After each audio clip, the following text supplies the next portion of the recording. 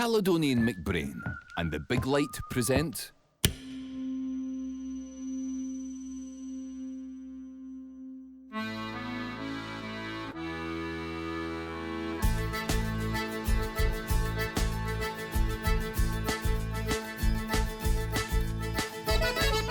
When you think of a CalMac journey, you probably picture the iconic red funnels, the bracing sea air and the stunning island landscapes. But as any islander will tell you, the real soul of the service isn't just the ships, it's its people.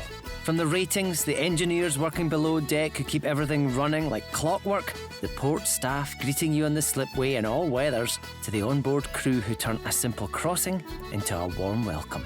These are the individuals who make every journey special. They ensure that whether you're travelling for business, a family holiday, or a vital appointment, everything goes as smoothly as possible. Welcome to Scottish Island Adventures.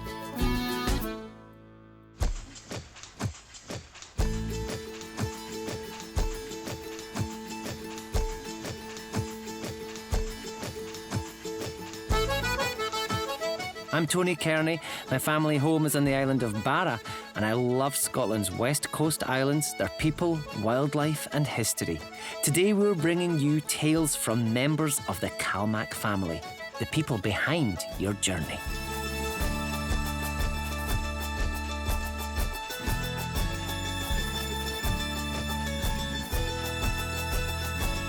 Currently at college in Glasgow, Xanthe Thompson is part of the next generation keeping CalMac's vessels running. She's an engine rating apprentice, and at just 18 years old, she is the youngest person in her entire class. Xanthe is proudly breaking stereotypes in maritime engineering. A rigorous training programme saw her earn intense college workshop training and vital safety qualifications. You'll do some practical skills, workshop skills, short courses, so like intense firefighting and lifeboat stuff and sea survival. You get to meet so many new people, it's amazing. And also you'll be doing like many assessments to pass, and at the end of the day you're just building skills up to get better at what you already are. You're there for a reason, so if you're there for engineering, you're there to be engineering and all that. So your short courses are as your firefighting. You do man overboard and sea survival, so you literally jump in a pool that's, say, 25 degrees, but it's really not 25 degrees. No, it's not. You've got your life jacket on and you try and rescue people and all that, but the adrenaline does build up in you as well when you're doing it. For Xanthe, that high-stakes safety training instantly transformed into a real-life emergency. And we actually done a rescue mission as well on a lifeboat course. No way, where did you do that? Outside the River Clyde, where our college is. Mm-hmm. So mine's all that, the police boats were out and all that. So when we were doing our training, there was a female sitting under the bridge, ready to obviously go in the water herself. So we had to be in standby instantly. So from training turning to rescue mission, we were all sitting in the boat going, what's going on? Because we've never done that before. So yeah, again, adrenaline kicking in. We were out in the water for about an hour and a half, and we've got the other engine rating sitting in the classroom going, where are they? They've drowned, but we've not. We're trying to save a lassie. Standing out as the only female engineering apprentice alongside 7 boys, Xanthe embraces her position as a bold trailblazer for young women everywhere. It's not about me joining CalMac, it's about me getting accepted in engineering role of being a female, 100%. Because there's so many companies out there, they'll go, I want to do engineering, they go, oh no, you can't do that because you're a female. But that's not the case. Throughout my life and career, I will get a lot of stereotypes and bias of being a female engineer. But like I said, I don't care, you can try and break me down or whatever, but I'll just keep climbing, because at the end of the day, if you're a female, you're a female. Doesn't matter what colour, what age, where you're from, you're in that job for a reason, and that's all that matters. And probably the most surprising part is probably me being here, I think. Because if you don't do what you want to do now, you'll never achieve your goal. If you think big, you'll achieve big. Originally aiming to be a fashion designer in high school, Xanthe's career path shifted when a recruiter recognised her potential at a school event. Today, she is immensely proud to work for CalMac. an organisation she considers one of the absolute best employers in Scotland. She already has her sights set firmly on the top of the engineering ladder. Where else you want to go? Like, CalMac's probably one of the best employers you can get in Scotland.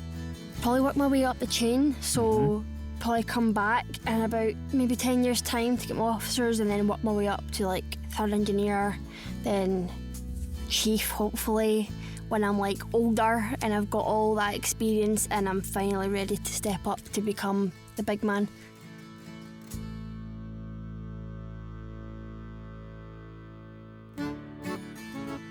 We leave Xanthe at the beginning of her career to take a look at where a lifelong career at sea can lead. We step out of the engine room and climb right up to the bridge. Here we can find Chief Officer Harvey Finney. Harvey started his seafaring career 11 years ago at the age of 16. After working deep-sea routes across the globe to the USA, Japan and the Panama Canal, and navigating the intense Dover Strait ferry routes, Harvey found his true home with CalMac.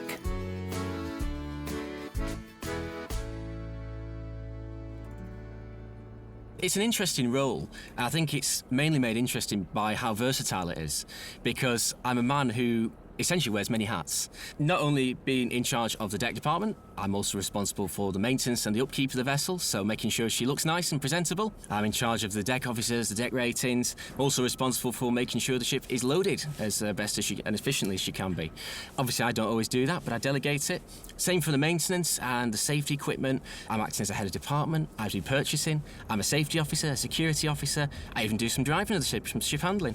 So it's a varied job, which is why it's so interesting and why no 2 days are the same.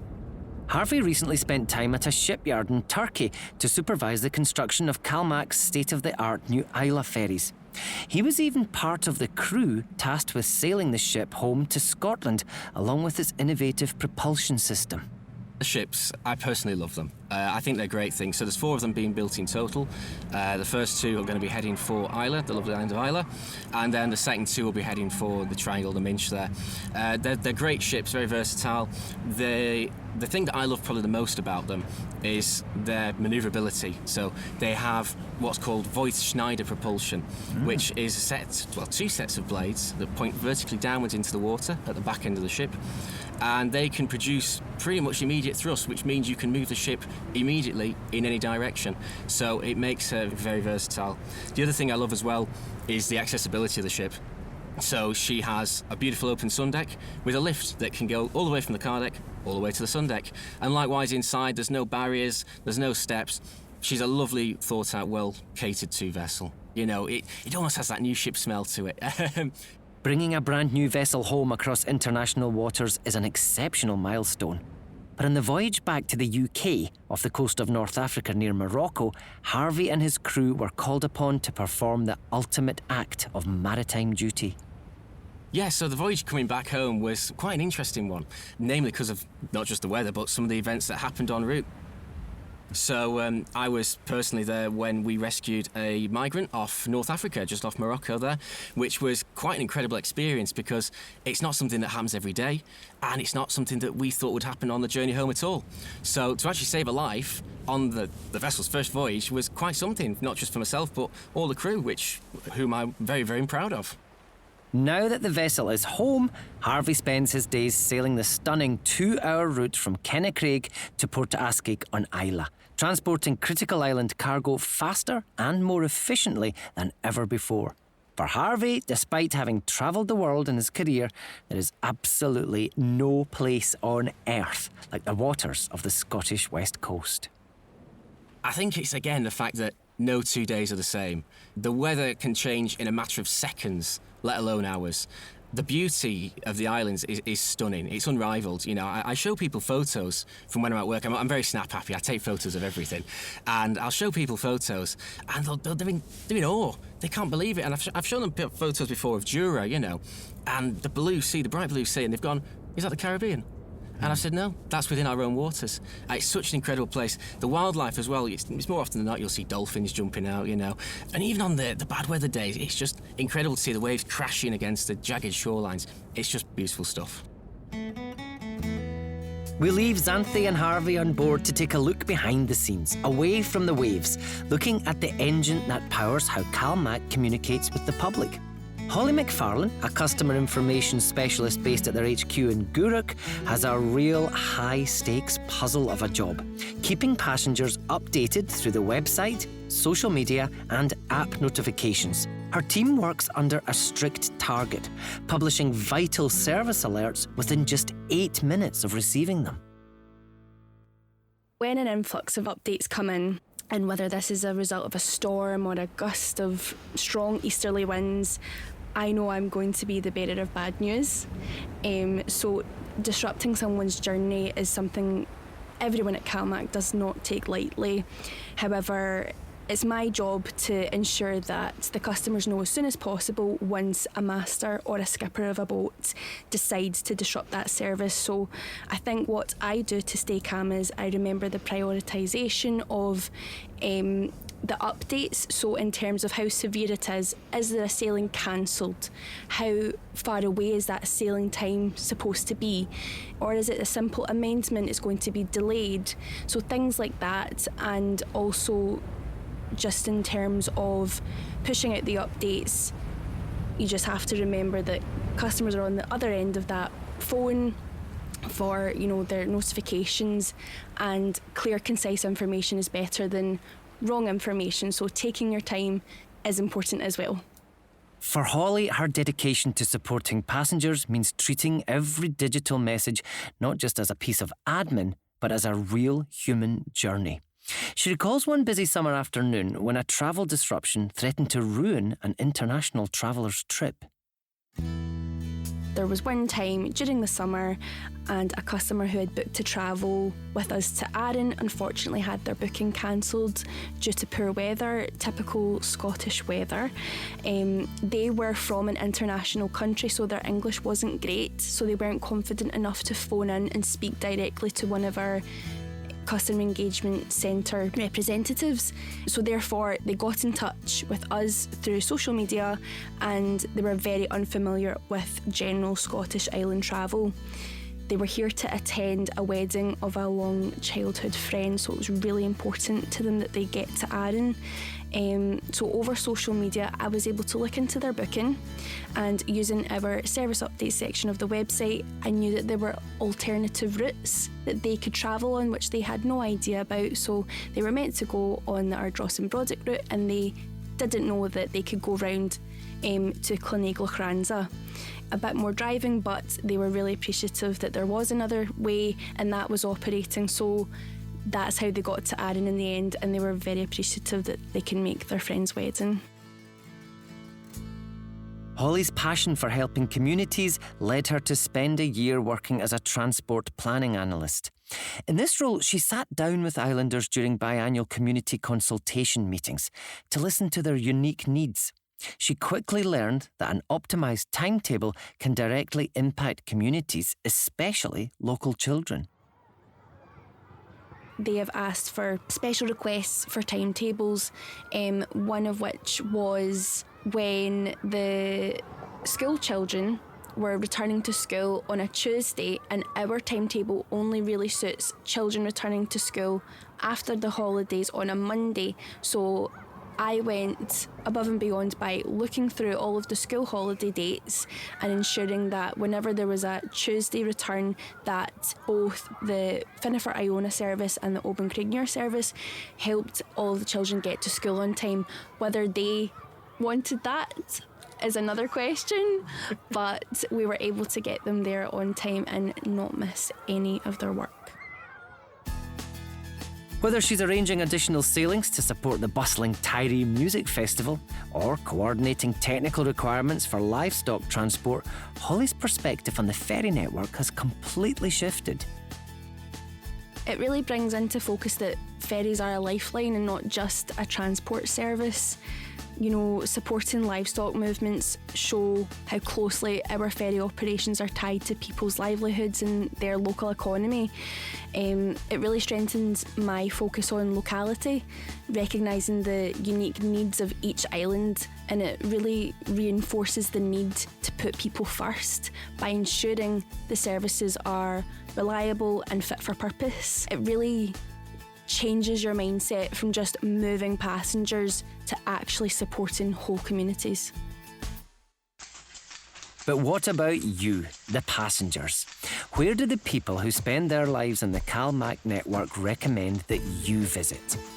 My favourite island to visit would be Arran. I have childhood ties to Arran. I spent many summers there with my mum and my big brother in a caravan in Lamlash. We spent days on the beach and mini golfing along the front, whether it was rain or shine. And yeah, I've returned since working at CalMac, and it's been really nostalgic for me to actually go back and realise that the work I'm doing is helping the people that made my childhood a great experience. Definitely, I'm very biased for Islay because I do like the island. I've done quite a lot of sailing there, and obviously I'll be working there quite a lot in the coming weeks, months and years to come. I do like Barrow as well, I must admit. I've had the pleasure as well before working on the Isle of Islay to sail as relief officer, so I was bobbing around some of the different ships on the network, so I got to see a lot of the different islands and see what they all offer. And the thing, again, I love is they're all unique. They all have their own way and feel about them.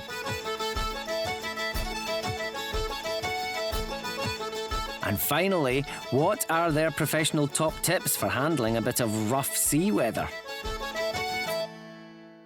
Due to me being in an engine room, you don't feel it as much, unless if you hit a wave and everything vibrates. Then you have to run around catching cups of tea and biscuits flying off your control panel, and that's about it. But I got anti-sickness wristbands, and they are my best friend on board. Oh my God. They never come off my hands, honestly. Definitely plenty of water beforehand. Try and get some fresh air outside if you can, and maybe stick on a good podcast to distract yourself. Yeah, so everybody's different. So people have their own little ways and tips and tricks of doing it. For myself, it's either go outside into the fresh air, look at the horizon, or alternatively, if you can find somewhere, lie down, flat on your back, and just sort of let the motion take, and you feel a lot better. It's incredible, actually, how much better you feel pretty quick. From the fast-paced communications desk protecting travellers on social media to the next generation of engineers undertaking intense safety drills below deck to the dedicated bridge crews navigating brand new vessels, the true pulse of Caledonian MacBrayne resides within its people. They don't simply follow a timetable or manage a vessel. They protect a vital lifeline, drive local economies, and turn every single crossing into an unforgettable connection. We'll be back soon with a second part of this episode where we sit down with Dempsey Salazar, who you'll know from the BBC's Island Crossings. Next time you step onto a CalMac ferry, look out at those iconic funnels, breathe in that sea air, and take a moment to say hello to the crew. Remember that you aren't just taking a trip across the water, you're travelling with family. That's all for this episode of Scottish Island Adventures. Please subscribe, like, rate, and review and share with your friends. Go back and check out Season 3 of Scottish Island Adventures, full of great conversations with fantastic guests from the worlds of wellness, whisky, wildlife, heritage, and more. Book your Caledonian MacBrayne Island adventure now. For show notes and more information on this and all my other island destinations, plus full details on Caledonian MacBrayne's routes, timetables, prices and bookings, go to calmac.co.uk. You've been listening to Scottish Island Adventures. It was presented by me, Tony Kearney. It was written and produced by Michael Wilson Park, with engineering and mastering by Brian McAlpine for The Big Light. The executive producer was Fiona White.